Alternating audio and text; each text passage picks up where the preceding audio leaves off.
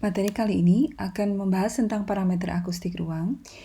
Yang dimaksud dengan parameter itu adalah satuan-satuan yang biasanya digunakan untuk mengukur kualitas akustik di dalam suatu ruangan. Kalau kita bicara tentang kualitas akustik dalam suatu ruangan, sebenarnya intinya itu adalah kita mengontrol komponen suara di dalam ruangan tersebut. Nah, untuk itu, maka kita perlu melihat dulu beberapa hal yang ada di dalam ruangan tersebut, yaitu satu, sumber bunyinya, dan kemudian kedua, penerimanya, dan kemudian yang ketiga, sifat atau karakter dari ruangan itu sendiri. Nah, apa yang akan diterima oleh pendengar itu sebetulnya ada dua komponen suara, yaitu suara langsung dan suara tidak langsung. Apakah yang dimaksud dengan suara langsung dan apakah yang dimaksud dengan suara tidak langsung? Komponen suara langsung adalah komponen suara yang sampai ke telinga atau pendengar langsung dari sumber bunyinya. Dan kualitas atau jumlah energi yang sampai ke telinga dari komponen suara itu akan dipengaruhi oleh jarak dari pendengar terhadap sumber bunyinya. Kemudian juga yang kedua, untuk beberapa frekuensi, khususnya frekuensi tinggi, pengaruh dari penyerapan energi oleh udara itu juga akan memiliki pengaruh yang cukup besar. Komponen suara pantul itu adalah komponen suara tidak langsung, yaitu suara yang sampai ke telinga pendengar setelah berinteraksi dengan permukaan ruangan di sekitar pendengar tersebut. Biasanya kita menyebutnya adalah bidang batas. Nah, bidang batas itu kalau di dalam ruangan biasanya itu ada dinding, ada langit-langit, dan juga ada lantai. Nah, desain dari akustik ruang tertutup itu pada intinya mengendalikan komponen suara langsung dan pantul tersebut. Dan tentunya bagaimana mengendalikannya atau target dari kualitas pengendalian itu adalah disesuaikan dengan fungsi dari ruangan itu sendiri. Untuk karakteristik akustik permukaan ruangan itu bisa kita klasifikasikan menjadi 3 bahan utama, yaitu bahan yang bersifat sebagai penyerap suara atau bunyi namanya absorber, kemudian bahan pemantul suara namanya reflektor, kemudian yang ketiga itu mungkin Anda juga baru mengenal, ini namanya diffuser.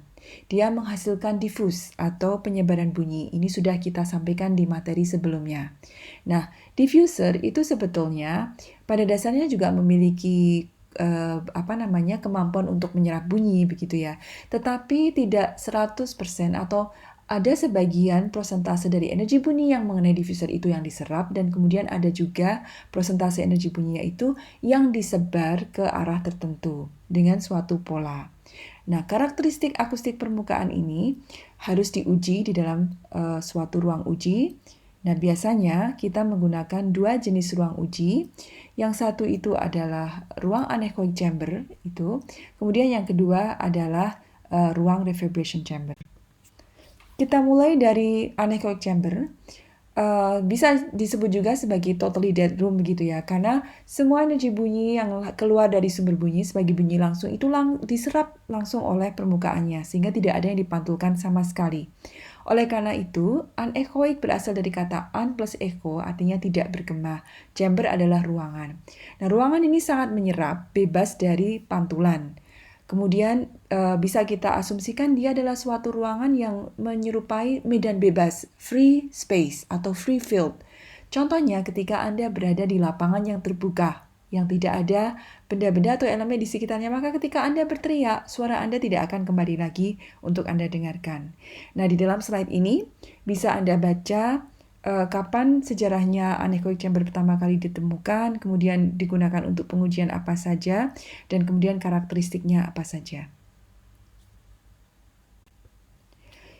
Yang dipaparkan dalam slide ini adalah 2 contoh anechoic chamber yang terbukti merupakan ruangan yang paling senyap di dunia begitu, dan salah satunya itu bahkan mendapatkan Guinness World Record gitu ya. Nah, ada yang mengatakan bahwa jika kita berada di dalam ruangan anechoic chamber ini lebih dari 40 menit, maka biasanya manusia akan mengalami halusinasi.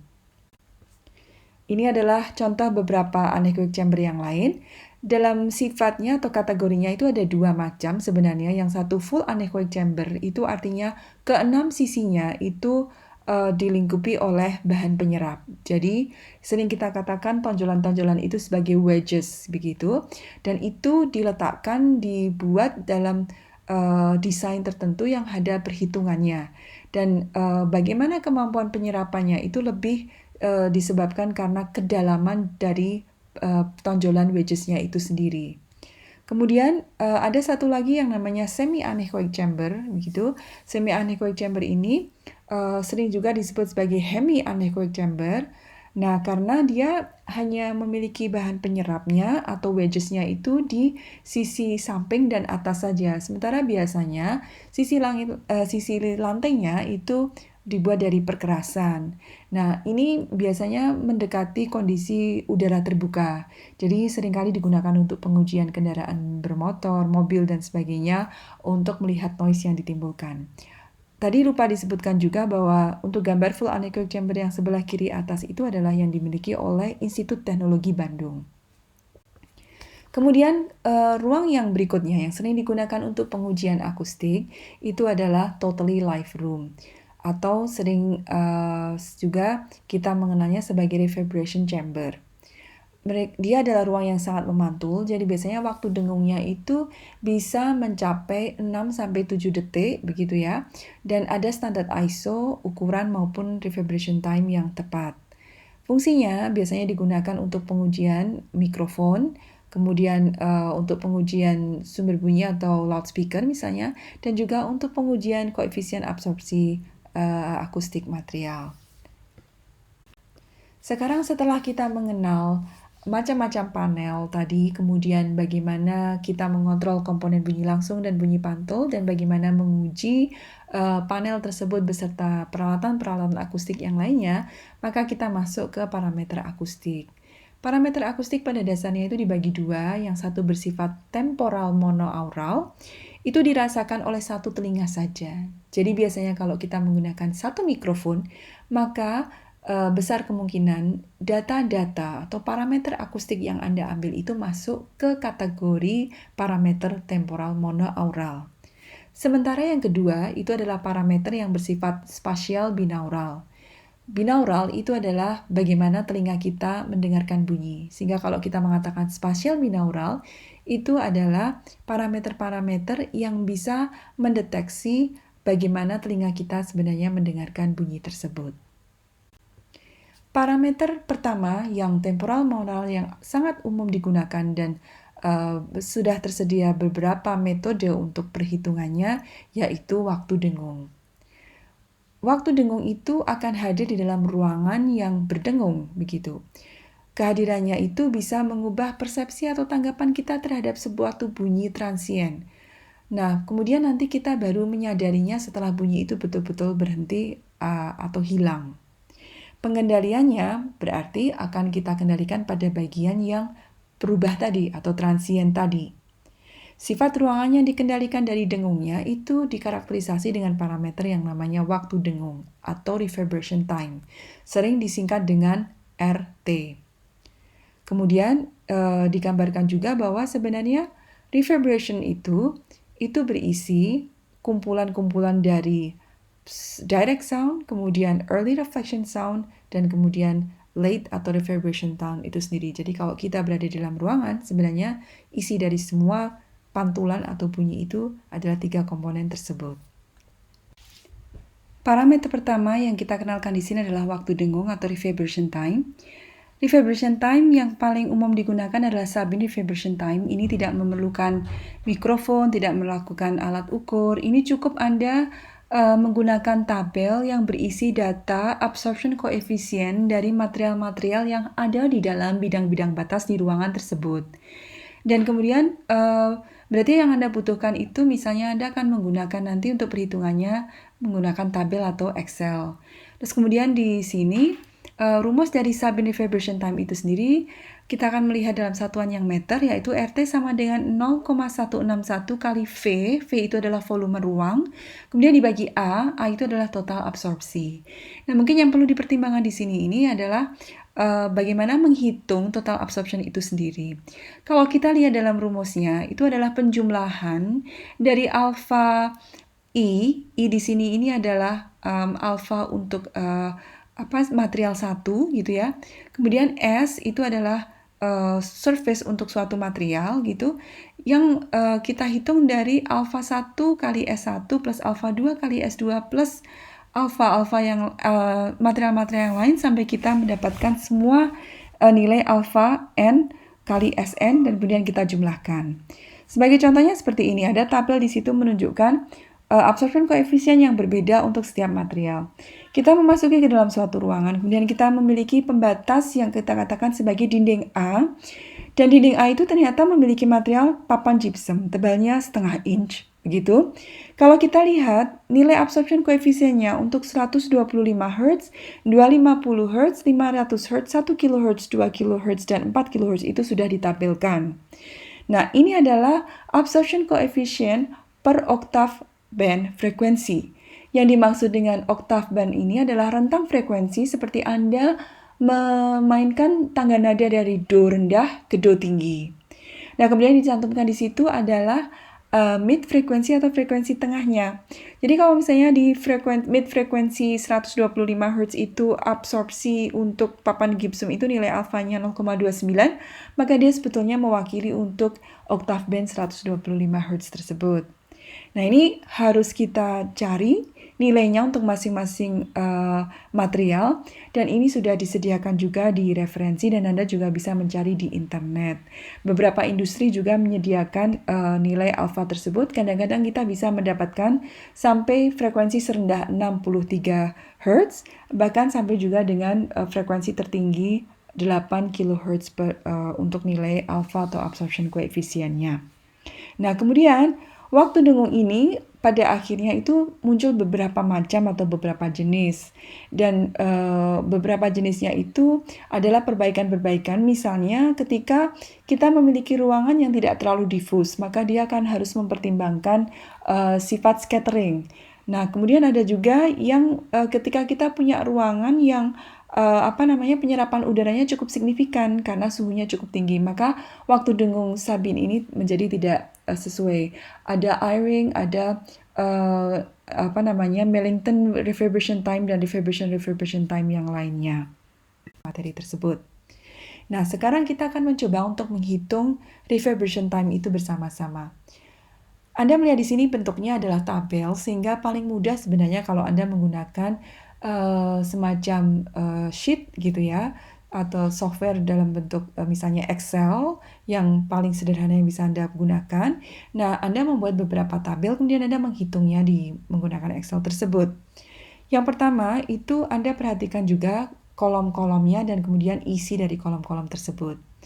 Intinya, ketika Anda memasuki suatu ruangan, maka Anda akan mengidentifikasi material apa saja yang ada di dalam ruangan itu. Karena kunci kita adalah melihat koefisien absorpsi dari material-material tersebut yang akan berbeda untuk satu material dengan material yang lain. Nah, bisa jadi Anda punya misalnya keempat sisi dinding Anda itu materialnya sama. Sehingga Anda kemudian memiliki kategori, katakanlah dinamakan dinding A. Dinding A itu materinya sama. Yang Anda hitung sebagai luas total dari dinding A itu berarti adalah luas total bidang batas dari ruangan tersebut yang memiliki material seperti dinding A. Di sini kita menggunakan contoh papan gypsum tebal setengah inch. Itu tinggal Anda buka datanya di referensi yang tersedia. Kemudian kita memasukkan luasnya tadi, ya dihitung total gitu. Jadi misalnya dinding A itu yang sebelah sisi utara, itu meskipun materialnya adalah papan gypsum, tetapi ternyata dia ada lubangnya. Nah, lubangnya itu adalah jendela. Nah, berarti luasnya untuk yang bagian sisi utara itu harus dikurangi dengan luas jendela. Dan kemudian luas jendela itu masuk ke dalam kategori dinding B, yaitu jendela kaca biasa. Nah, kemudian masing-masing dihitung totalnya, tadi seperti tadi, dimasukkan absorption koefisiennya atau alfa dari frekuensi 125 sampai 4 kHz. Kemudian kita lanjut dengan step yang kedua. Step kedua, setelah kita identifikasi materialnya itu apa, kemudian luas total yang dimiliki oleh material tersebut untuk ruangan tersebut, maka kemudian kita lakukan perkalian, ya, dibuat lagi kolom-kolom di sebelah kanannya. Sederhana adalah perkalian antara luas setiap material tadi dengan nilai absorption coefficient untuk setiap frekuensinya.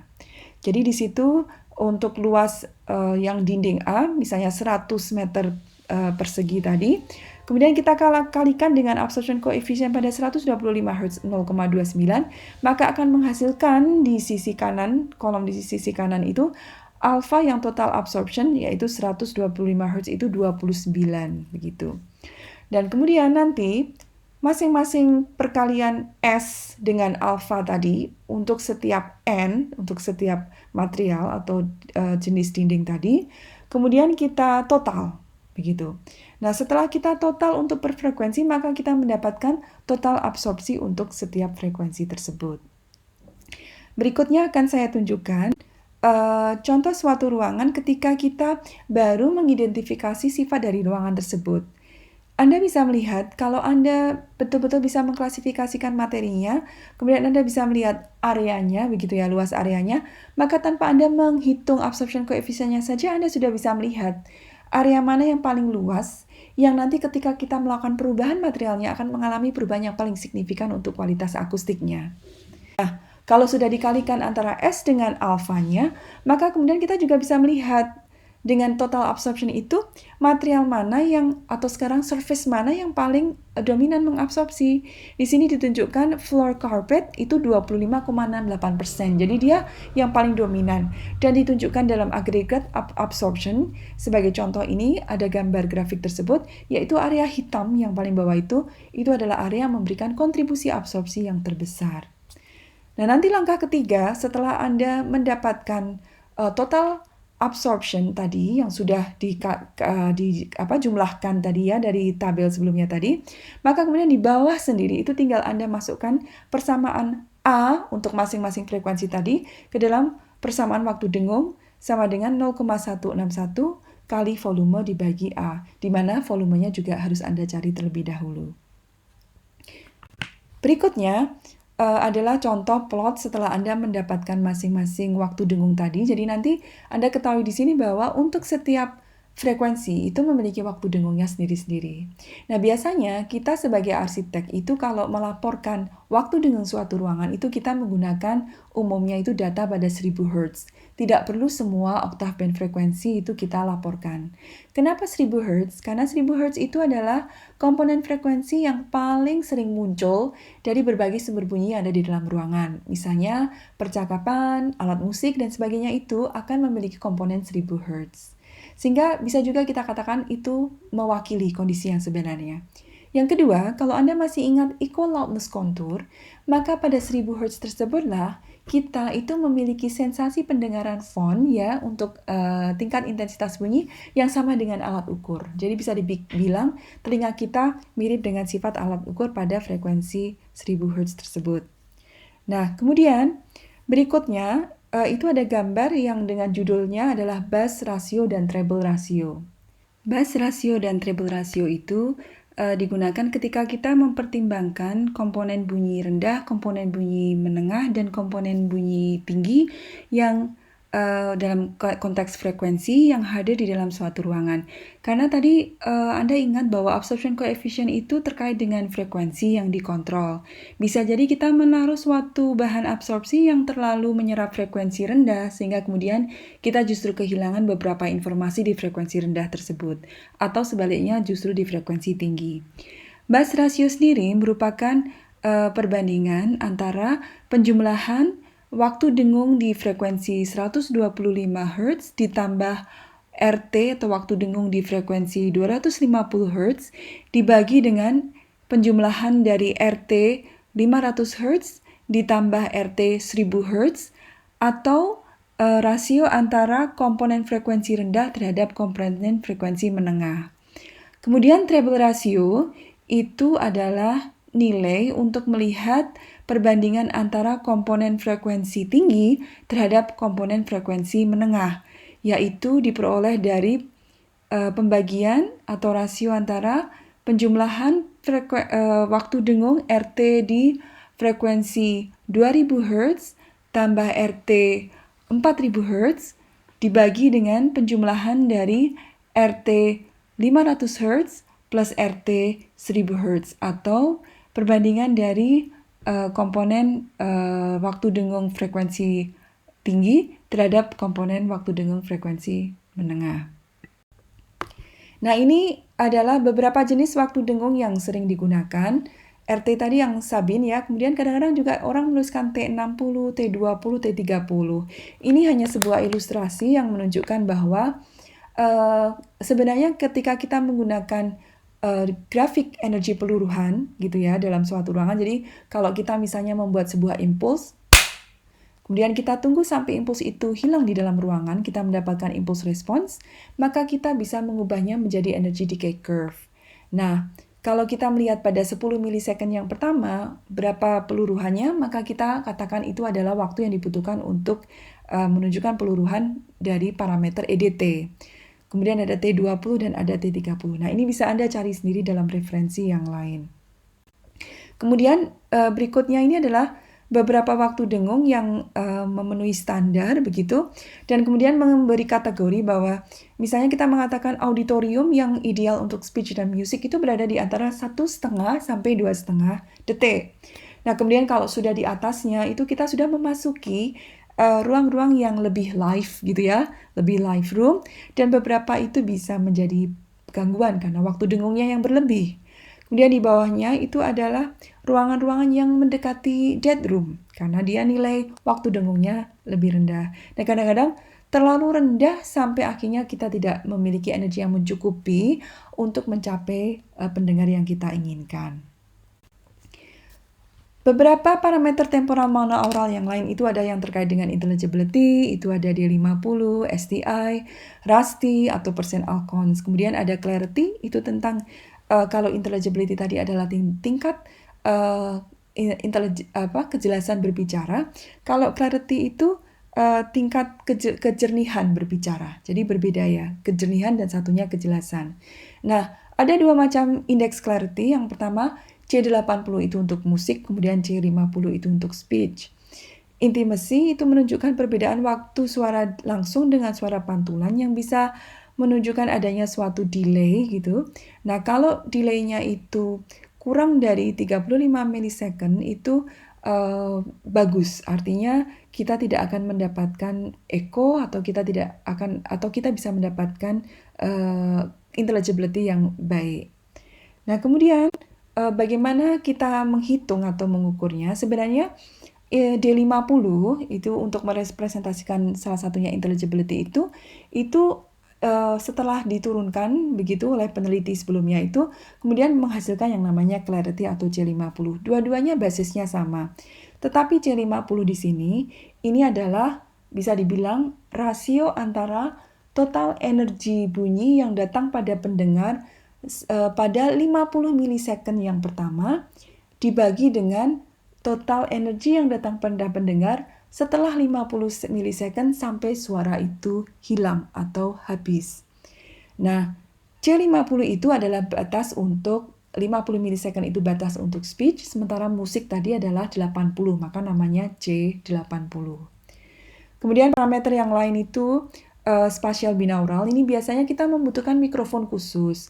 Kalau untuk lateral energy fraction atau ketika kita ingin melihat seberapa banyak pantulan yang datang dari arah-arah samping ruangan kita begitu, itu biasanya kita menggunakan mikrofon dengan bentuk angka 8. Terus kemudian IACC itu adalah mikrofon yang mencoba untuk menghadirkan kesan interaural atau intimasi, privasi dan sebagainya ke dalam pendengaran kita karena dia mencoba untuk mengukur apa yang ada di kedua telinga kita. Jadi biasanya menggunakan binaural mikrofon atau mikrofon yang diletakkan di dalam sebuah dummy head. Dummy head itu adalah kepala tiruan yang biasanya digunakan untuk pengujian akustik dan yang paling umum dikenal untuk pengujian akustik namanya adalah KIMAR. Nah, kalau kita menerapkan parameter itu semua, sebenarnya ketika kita memasuki ruangan belum tentu satu parameter itu cocok dengan parameter yang lain begitu.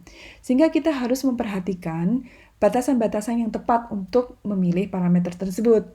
Misalnya kalau kita bicara ruang kelas. Ruang kelas yang kita sasar itu adalah kejelasan speech atau percakapan. Nah, kejelasan percakapan itu biasanya di dalam ruang kelas itu tidak hanya diganggu oleh waktu dengung, tetapi bisa juga diganggu oleh noise, background noise yang hadir di dalam ruangan tersebut. Misalnya dari percakapan orang-orang di dalamnya atau dari orang-orang di samping ruang kelas tersebut. Sehingga ada satu nilai yang penting juga, yaitu signal to noise ratio. Signal itu adalah komponen bunyi langsung, noise itu adalah komponen bisingnya. Kalau kita bisa mendapatkan jumlah bunyi langsung yang mencukupi di dalam suatu ruang kelas, maka kita bisa mendapatkan ruang kelas dengan intelligibility yang bagus. Gitu. Nanti kita berubah ke ruangan yang lain lagi, maka dia akan memiliki karakteristik akustik ruang yang berbeda, yang akhirnya menuntut kita menggunakan parameter akustik yang lain. Ini adalah parameter akustik yang paling penting yang biasanya digunakan sebagai dasar perhitungan, dan selalu kita akan mulai dengan waktu dengung. Oke, terima kasih.